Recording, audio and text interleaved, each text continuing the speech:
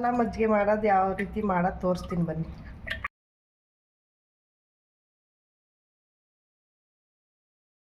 ಚಿಕ್ಕ ಚಿಕ್ಕದಾಗಿ ಕಟ್ ಮಾಡಿರೋ ಕೊತ್ತಂಬರಿ ಸೊಪ್ಪು, ಈರುಳ್ಳಿ ಒಂದು ಚಿಕ್ಕ ಚಿಕ್ಕದಾಗಿ ಕಟ್ ಮಾಡಿರೋದು, ಸ್ವಲ್ಪ ಶುಂಠಿ ಜಜ್ಕೊಬೇಕು.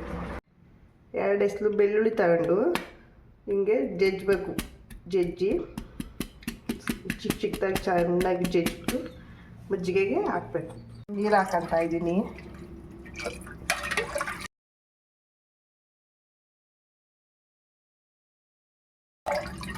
ಮಿಕ್ಸ್ ಮಾಡಿ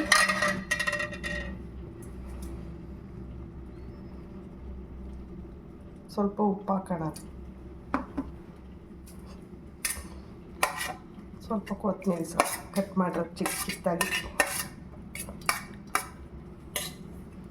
ಈರುಳ್ಳಿ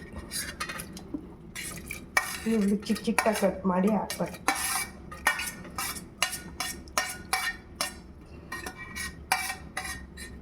ಸ್ವಲ್ಪ ಶುಂಠಿ, ಬೆಳ್ಳುಳ್ಳಿನ ಮಜ್ಜಿಗೆಗೆ ಹಾಕಬೇಕು. ಚೆನ್ನಾಗಿ ಮಿಕ್ಸ್ ಮಾಡಬೇಕು.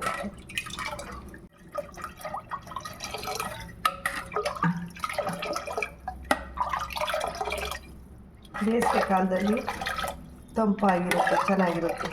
ಈ ಥರ ಮಾಡ್ಕೊಂಡು ಕುಡಿದ್ರೆ, ಈ ಥರ ಮಸಾಲ ಮಜ್ಜಿಗೆ ಮಾಡ್ಕೊಂಡು ಕುಡಿದ್ರೆ ಬಾಡಿಗೆ ತಂಪಾಗಿರುತ್ತೆ, ಬಿಸಿಲಲ್ಲಿ ಚೆನ್ನಾಗಿರುತ್ತೆ.